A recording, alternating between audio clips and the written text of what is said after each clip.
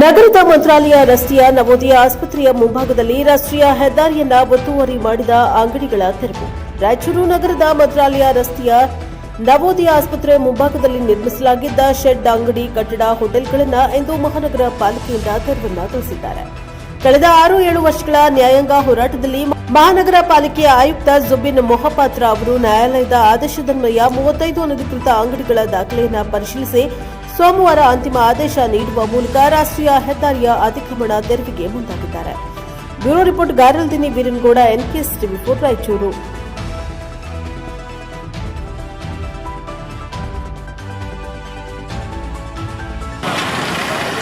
Ward number 13ರಲ್ಲಿ ಬರುವಂಥ Navodaya medical college ಎದುರುಗಡೆ ಇರುವಂಥ ಮಳಿಗೆಗಳು ಇವತ್ತಿನ ದಿನ ಹಲವಾರು ವರ್ಷಗಳಿಂದ 4ರಿಂದ 5 ವರ್ಷಗಳಿಂದ ನಮ್ಮ UGD ಕೆಲಸಕ್ಕಾಗಿ ಸ್ಟಾರ್ಟ್ ಆದಂಥ ಹಂಸನಗರ, ಭರತ್ ನಗರ, ಗುಲ್ಬರ್ಗ ಬಿಲ್ಡರ್ಸ್, ಮಾನಸ ನಗರ ಈ ಎಲ್ಲ ವಾರ್ಡ್ಗಳ ಒಂದು UGD ಲೈನ್ ಇದೇ ಮುಖಾಂತರ ಬರಬೇಕಾಗಿತ್ತು. ಆದರೆ ಈ ಲೈನು ಯಾವ ರೀತಿ ಆಗಬೇಕಂತ ಆಲ್ರೆಡಿ ಅಲ್ಲಿಂದ ತಂದು ಇಲ್ಲಿ ಈ ಲಾಸ್ಟ್ ಈ ಬಿಲ್ಡಿಂಗ್ವರೆಗೆ ಮುಗಿಸಿದ್ದಾರೆ.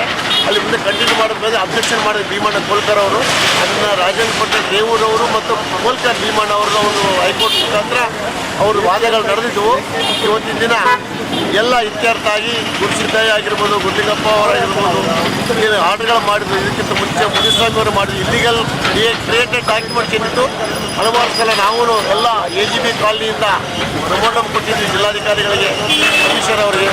ಆದರೆ ಈಗ ಬಂದಂಥ ಜುಬೇರ್ ಮೊಹಪಾತ್ರ ಸಾಹೇಬರು, ಕಮಿಷನರು ಹಾಗೂ ಜಿಲ್ಲಾಧಿಕಾರಿ ನಿತೀಶ್ ಕುಮಾರ್ ಅವರ ಒಂದು ಜಿಲ್ಲಾ ಆಡಳಿತ ವತಿಯಿಂದ ಇವತ್ತೇನು ಇಂಪಾರ್ಟೆಂಟಾಗಿ ಇವತ್ತೇನು ಆದೇಶ ಹೊರಡಿಸಿ ಎಲ್ಲ ತೆರವುಗೊಳಿಸಿ ಎಲ್ಲ ಡಿಸ್ಪೋಸಲ್ ಆಫ್ ಆದ ಹೈಕೋರ್ಟ್ ಆರ್ಡರ್ಸು ಇವತ್ತಿನ ದಿನ ಡಿಸ್ಪೆಂಡರ್ಸ್ ಕಾರ್ಯವಾಗಿದೆ. ಇದು ಮೇನ್ ಸೂತ್ರ ಏನಂದರೆ ಕನಿಷ್ಠ 2ರಿಂದ 3 ಆಕ್ಸಿಡೆಂಟ್ ಆಗಿ ಸ್ಪಾಟ್ ಡೆತ್ ಆಗಿ ಇದೇ ಜಾಗದಲ್ಲಿ ಚಾಕೂರು ಬರ್ಬೋದು, ಈಗ ತಿರುಗಿಕೊಳ್ಳೇ ಗಾಡಿ ಹೊಡ್ಕೊಂಡು ಹೋಗ್ತಾರೆ. ಈಗ 3 ಸ್ಪಾಟ್ ಡೆತ್ ಆಗೋದಕ್ಕೆ ಹಲವಾರು ಬಾರಿ ಜಿಲ್ಲಾ ಪೊಲೀಸ್ ವರಿಷ್ಠಾಧಿಕಾರಿಗಳು ನಾವು ಹೇಳ್ಕೊಂಡಿದ್ದೀವಿ.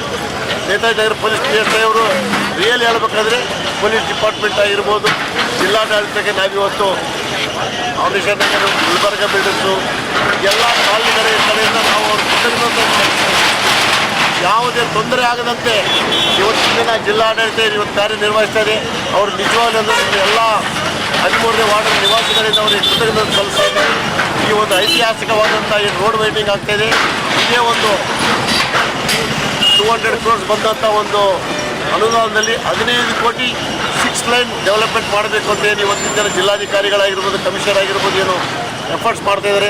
ಅದಕ್ಕೆ ನಾವು ನಿಜವಾಗಲಿ ರಾಯಚೂರು ನಾಗರಿಕರು ಅದಕ್ಕೆ ನಾವು ಸ್ಪಂದಿಸ್ತಾ ಇದ್ದೀವಿ. ರಾಯಚೂರು ನಾಗರಿಕರ ಅವ್ರ ಜೊತೆಯಲ್ಲಿದ್ದು ಸಹಕಾರ ಮಾಡ್ತೀವಿ ಅಂತ ಹೇಳಿ ಬಯಸ್ತಾ ಇದ್ದೀವಿ. ರವೀಂದ್ರ ಚಂದ್ರ. ಓಕೆ.